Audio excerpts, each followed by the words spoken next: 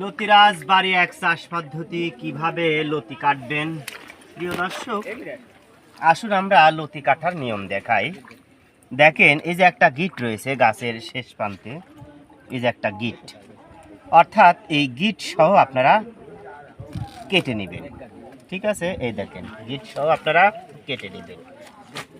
সাধারণত 1 হাত লম্বা হয়েছে এমন লতিগুলো কাটবেন, 1 হাতের নিচে লতিগুলো কাটবেন না। এবং যেদিন লতি কাটবেন অবশ্যই সেদিন জমি পরিষ্কার করে সার প্রয়োগ করবেন। এই দেখেন, এইরকম লতিগুলো সাধারণত কেটে নেবেন। এই দেখেন, আমরা লতি কাটতেছি আজকে সাধারণত।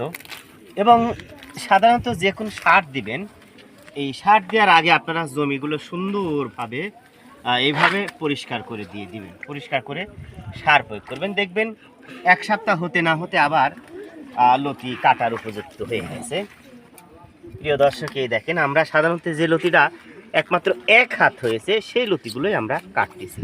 এই দেখেন,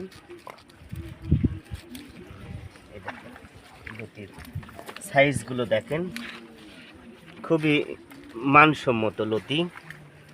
এই দেখেন, এই লতিগুলো আমরা কাটতেছি।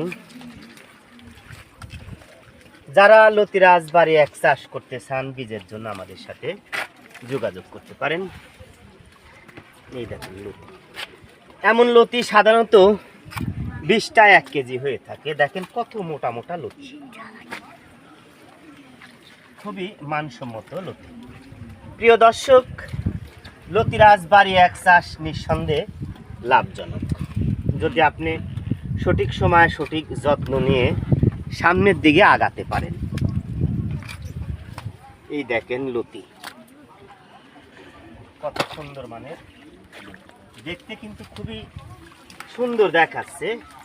লতি মূলত সবজি হিসেবে ব্যবহার করা হয়ে থাকে। প্রিয় দর্শক, দেখেন অনেক লম্বা লম্বা লতি। এই দেখেন, কিছু জমিতে কিন্তু আগাছা হয়েছে, অবশ্যই আগাছাগুলো পরিষ্কার করে দিবেন। এই দেখেন, আমরা কেমন সাইজের লতিগুলো সাধারণত কাটতেছি, এটা আমরা আপনাদের দেখানোর চেষ্টা করতেছি। এই দেখেন, লতি কাটতে কাটতে আপনারা পাগল হয়ে যাবেন, শুধু লতি আর লতি। দেখেন, এই দেখেন লতি পড়ে আছে, কত সুন্দর মানের লতি। এই দেখেন, এই দেখেন।